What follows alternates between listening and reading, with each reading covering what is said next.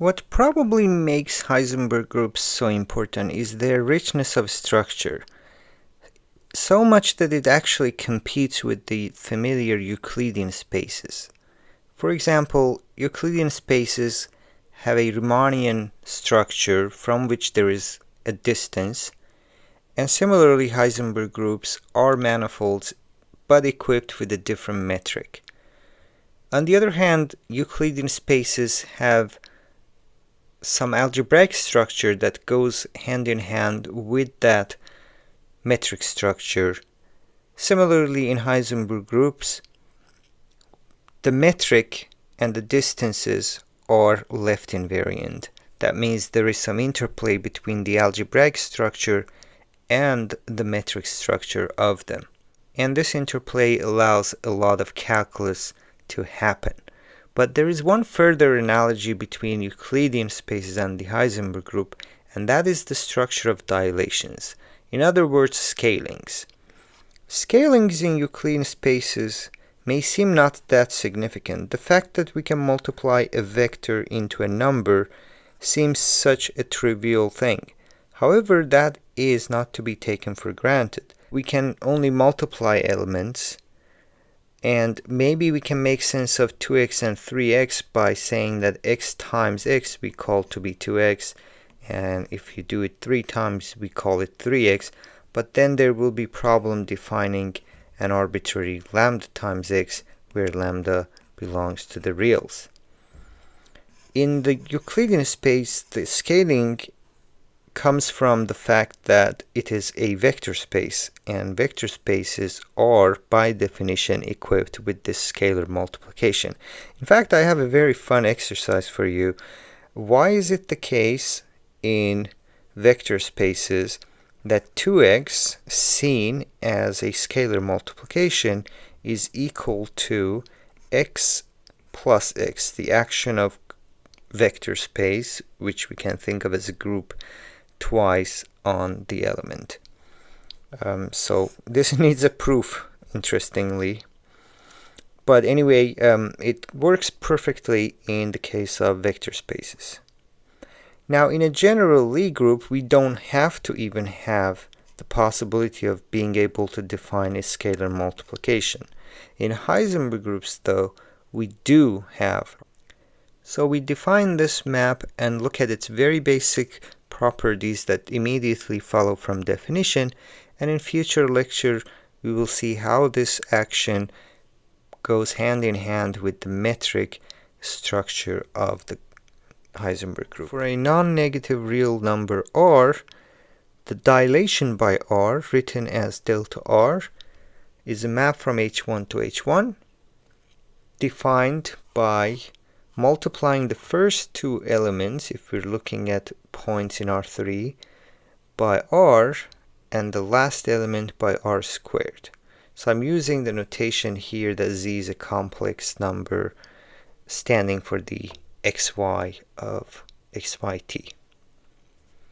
The first property is that this is actually a group homomorphism. That means for fixed r, the map from h1 to h1 given by this formula respects the group multiplication. That means delta r of p times q, and here I will be using this dot to denote the Heisenberg multiplication, is the same as dilating the vectors separately and then multiplying them. And that dilation of the inverse is the same as inverse of the dilation. The proof is immediate from definitions. For instance, if we write P as Z and T and Q as W and tau, then P dot Q by definition is Z plus W in the first two coordinates, T plus tau plus 2 times the imaginary part of Z W bar. So let's dilate this by r, so that will be r times the first component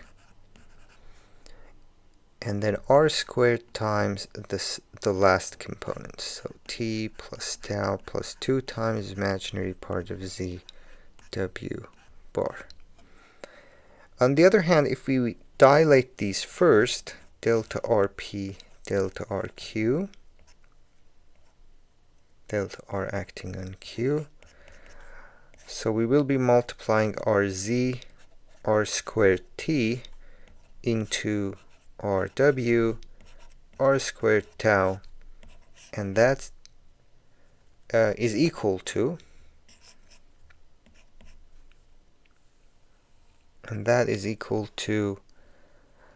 using the same multiplication formula, so this would be rz plus rw. So technically this was like this, and then we add this last component, and then we add 2 times imaginary part of the multiplication of rz and rw bar. But from properties of complex numbers, this last part is equal to r squared times 2 times imaginary part of z w bar, and therefore this quantity equals that one. So that's proof of the homomorphism part. The other parts are very similar. These dilations form what is called a semigroup because they compose this way. So dilation by r prime and then dilation by r is the same as dilation by r times r prime. In particular, this means that these dilations have inverses, they're invertible maps, and the inverse map of delta r is delta of 1 over r, simply because delta 1 is the identity map. Yes, as promised, there are more to this dilation map, but that will come in a separate lecture.